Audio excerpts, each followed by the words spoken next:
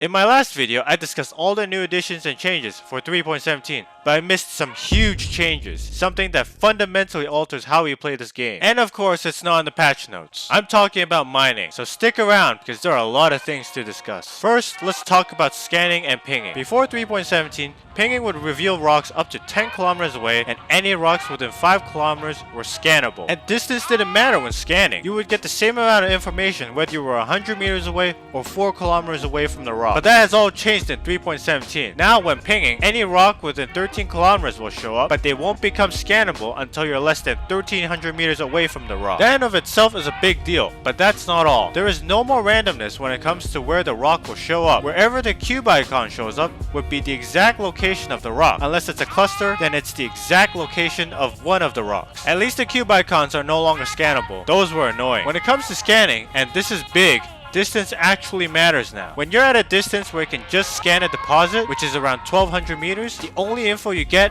is the mass. When you get closer to around 650 meters or over 50% signal strength, more info will pop up. But it's not until you're less than 300 meters away is when you get all the information. And the focus mechanic of the scanner makes no difference to signal strength, rendering it basically useless. But this actually depends on the ship that you use. For example, if you're using the Mustang Alpha, when pinging, it will only reveal rocks up to 8.5 kilometers away. Rocks won't appear until you're less than 900 meters away and won't become scannable until you're less than 750 meters away. And you can't get all the info unless you're less than 200 meters away. If you're using a big ship like the Hercules Starlifter, pinging will reveal rocks up to 14.5 kilometers away, although the scanning distance is still the same. This change also affects planets, although the altitude meter is bugged. This is essentially a nerf to mining, because now you're going to have to take more time flying to the rocks, more time to investigate the rocks, and more fuel wasted in the process. And this is especially bad if you're using the mole because of its poor handling and its poor mileage. Interestingly, gem deposits got a buff. Sort of. Vehicle mineable deposits now show up to 4,960 meters away from your ship, which is an oddly specific range, but is up from 1.2 kilometers. But gem icons won't show up until you're really close. Hand mineable deposits will show up when they're 960 meters away from your ship. And you can fracture gem deposits on asteroids with your ship. Technically you can before, but now you got the indicator. Here are a few tips. Since you have to get a lot closer now, you generally can see what the rock looks like before you can scan it. So if you're looking for Q-type asteroids or quantanium deposits, zoom in and look for the orange texture pattern. You don't need to be very close to the asteroid or deposit to know if it's a good rock. One key stat to look for is instability. You can see it when you're less than 650 meters away. When mining quantanium, if the instability of the deposit is above 6.5, you should get closer and scan it again. Otherwise, move on to the next deposit. This trick also works with any deposit because rocks containing more valuable minerals like bexolite will have higher instability stats than average. If you're using a prospector, it's kind of pointless to scan when you have to get a lot closer to the rocks. I suggest you use the mining laser to scan the rocks, as it will do it automatically as soon as it's within scannable range. It will automatically rescan and add new information as you get closer, and you'll already have it out if you decide to fracture it. Here's another big change, but I can't confirm if this is intentional or a bug. When I went to Crew L3 to record gameplay with mining gadgets, I set out to look for some juicy quantanium asteroids. But here's the weird part.